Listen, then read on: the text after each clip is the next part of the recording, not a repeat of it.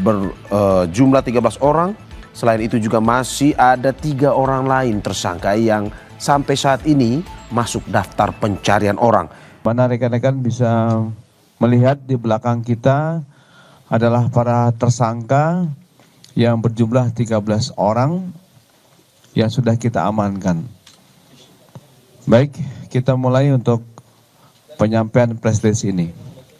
Siaran pers tentang ungkap kasus tindak pidana penculikan anak di bawah umur dan atau perdagangan orang dan atau barang siapa dengan sengaja mencabut orang yang belum dewasa dari kuasa yang sah atasnya atau dari penjagaan orang yang dengan sah menjalankan penjagaan itu, ya. Kemudian dasarnya adalah laporan polisi, nomor polisinya LPB 176 4 Romawi 2025, SPKT Polda Jawa Barat tanggal 23 April 2025. Adapun TKP yaitu Jalan Sumintapura nomor 12, Desa Sulaiman, Kecamatan Margahayu, Kabupaten Bandung.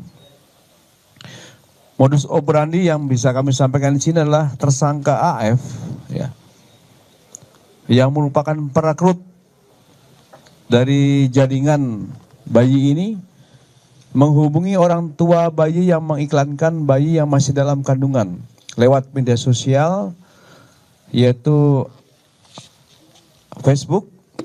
Kemudian sepakat untuk bertemu. Kemudian tersangka AF mengatakan bahwa bayi yang akan diadopsinya akan dirawat oleh diri dan suaminya. Ini modus operandi seperti itu. Kemudian tersangka AF menanyakan persyaratan yang diminta oleh orang tua yang mencari adopter. Dan harga yang disepakati antara pelapor dan tersangka adalah 10 juta. Ketika bayi lahir, tersangka memberikan uang sebesar 600.000 untuk ongkos ke bidan saat akan persalinan, ya, saat akan persalinan. Kemudian sisanya akan diberikan keesokan harinya, sekaligus memberikan KTP dan KK milik tersangka. Dan tersangka membawa anak pelapor, akan tetapi sampai keesokan harinya tersangka tidak kunjung datang. Fakta-fakta penyidikan bahwa tersangka sudah melakukan tindak pidana perdagangan sejak tahun 2023. Tersangka sudah melakukan perdagangan bayi kurang lebih 25 orang dan melakukan perekrutan bayi-bayi tersebut sejak dalam kandungan. Bayi-bayi yang baru lahir tersebut oleh tersangka diserahkan kepada penampung. Di sini ada 4 penampung, TSKM, TSKY, TSKW, dan TSKJ. Ya, ini yang ada di belakang ini mereka ada. Kemudian dengan harga sekitar 10 sampai 16 juta. Dengan rincian pembagian sesuai dengan harga yang disepakati antara TSKA dengan ibu bayi. Kemudian sisanya dibagi-bagi antara TSKA dan TSKM dan TSKYT. Kemudian setelah diterima oleh penampung tadi, bayi itu tersebut dirawat, ya, dirawat oleh pengasuh. Ini saudari YN, ya. Pengasuh Y akan digaji oleh TSKL sebesar 2.500.000 dan 1 juta untuk keperluan bayi, ya. Setelah berusia 2 sampai 3 bulan atau sesuai dengan permintaan TSKL, bayi-bayi tersebut dikirim ke Jakarta. Proses pemindahan bayi dilakukan oleh TSKYN, penyerahan bayi tergantung arahan dari TSKL. Selanjutnya berdasarkan fakta-fakta bahwa bayi tersebut oleh TSKL dipindahkan ke Pontianak untuk dibuatkan dokumen yang berkaitan dengan jati diri bayi, ya, akte dan paspor. Selama bayi-bayi berada di Pontianak, bayi-bayi tersebut diasuh oleh beberapa pengasuh yang berada di bawah kendali S dan kendali L. Pengasuh-pengasuh tersebut mendapatkan bayaran sebesar 2,5 juta dan 1 juta untuk biaya anaknya tersebut. Selain membuat akte kena lahir, paspor, dan dokumen, proses pembuatan dokumen tersebut, tersangka S memasukkan surat keterangan lahir dan KK. Selain pembuatan dokumen untuk bayi, peran dari TSKS juga mencarikan orang tua kandung palsu untuk bayi dengan cara memasukkan identitas bayi dalam KK orang, ya, maupun menjadi orang tua palsu dengan mendapatkan imbalan antara 5 sampai 6 juta. Ini peran daripada TSKS. Kemudian bayi-bayi ini selanjutnya diadopsi secara ilegal di negara Singapura. Kemudian uraian singkat kejadian pada tanggal 3 April 2025 pelapor masuk ke grup adopsi Harapan Amanah. Ya. Kemudian pada tanggal 4 April 2025 pelapor menemukan postingan akun lain yang isinya adalah saya adopter mencari bayi yang persyaratannya nggak ribet. Kemudian pelapor menanggapi di kolom postingan tersebut, ya, ada L bulan April jika laki-laki. Ini pada postingannya dideteksi oleh penyidik pada pukul 20.55 WIB. Tersangka AF melihat komentar tersebut dan mengirim pesan Facebook kepada pelapor menanyakan syarat adopsi, dan L yang kemudian berlanjut menanyakan syarat adopsi, ya, berkirim pesan dan bertukar nomor WhatsApp. Jadi setelah berbincangan di media sosial Facebook tadi, mereka akhirnya japri di WhatsApp. Kemudian pada tanggal 5 April 2025, tersangka AF bersama dengan tersangka NY datang ke rumah pelapor untuk membicarakan proses adopsi. Tersangka AF mengaku ingin mengadopsi bayi tersebut untuk pribadi dengan alasan sudah menikah lama dan belum dikaruniai anak. Ini modusnya seperti itu. Dan pada tanggal 6 April tersangka AF membawa istri pelapor ke bidan untuk diperiksa kandungan yang saat itu sudah pembukaan 3 maju ke 4. Sore harinya tersangka AF bersama dengan tersangka NY datang ke bidan untuk mendampingi proses kelahiran. Pada tanggal 9 April 2025 tersangka AF bersama dengan tersangka NY datang ke rumah untuk mengambil bayi yang kemudian diserahkan kepada tersangka DHH. Ya. DHH sudah membawa saudari C, yaitu klien yang mengadopsi bayi saudari C, dengan membayar 11 juta kepada AF, yang pembagiannya 5 juta kepada korban, ya, 2.300.000 untuk membayar biaya persalinan, 600 transfer transportasi pelapor ke bidan, ya, 300 upah tersangka DH, ya, kemudian 400.000 upah tersangka YN, dan 60.000 biaya periksa bidan, 50.000 tersangka AF memberi kepada istri pelapor, dan 2.290.000 untuk tersangka AF. Jadi yang rincian dari 11 juta tadi. Kemudian tersangka AF telah diamankan di rumahnya di Kabupaten Bandung.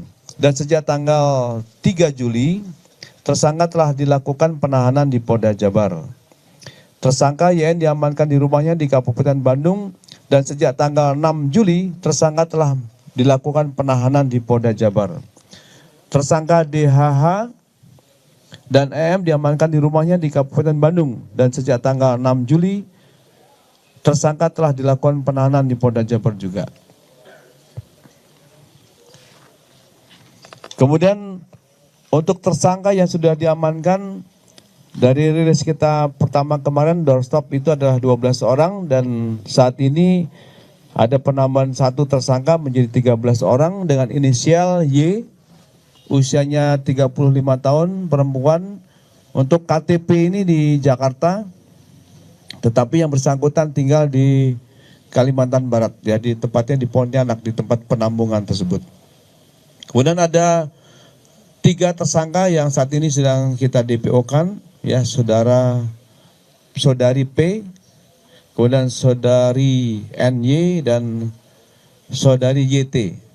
Kemudian untuk kondisi anak-anak kita yang saat ini kita tampung di rumah penampungan, dan rekan-rekan juga kemarin sudah ada beberapa yang berkunjung ke sana. Yang pasti sejak awal setelah kita bawa dari rumah penampungan dari Kalbar Pontianak, kita rawat ya, rawat inap dulu di rumah sakit Sartika Asih untuk memeriksa kesehatannya. Ya, general check up sudah dilakukan.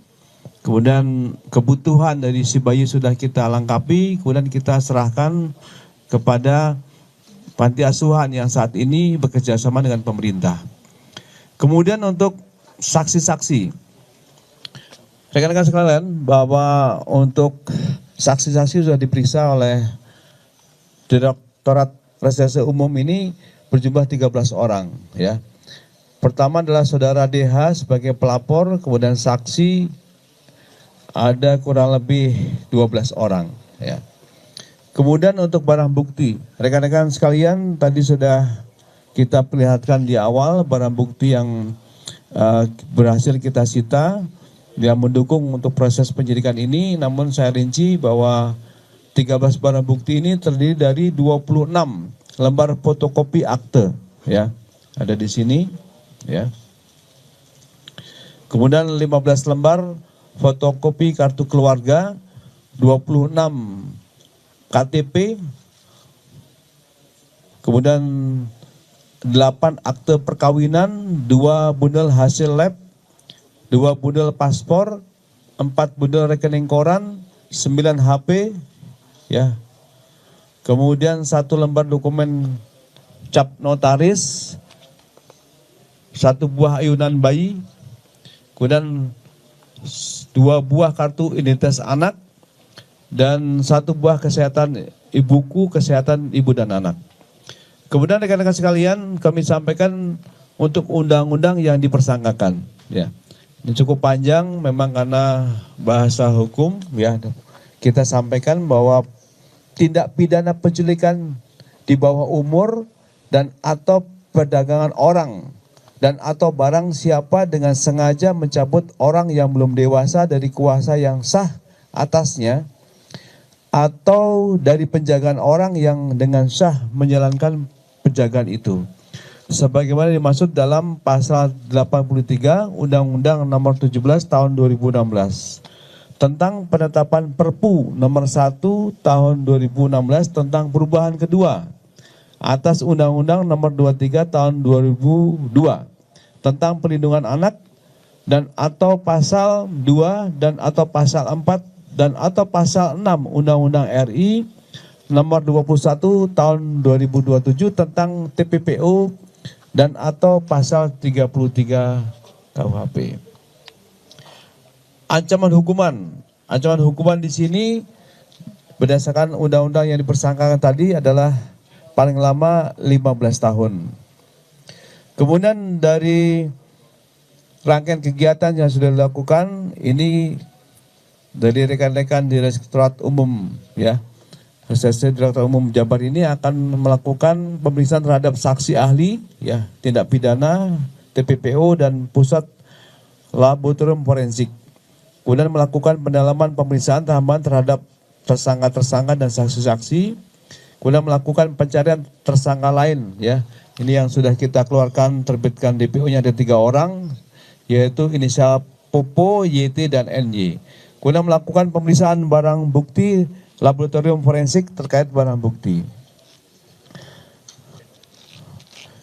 Rekan-rekan sekalian, inilah press conference yang sudah kami sampaikan pada hari ini dan di hadapan rekan-rekan juga sudah kita tampilkan tersangka-tersangka yang merupakan jaringan untuk penculikan anak ini dan penjualan anak, dan TKP-nya ada di beberapa tempat, ya, ada di Kabupaten Bandung, kemudian Pontianak, dan yang berdasarkan keterangan tersangka ini sudah melakukan penjualan anak sebanyak 25 dan ini larinya ke Singapura.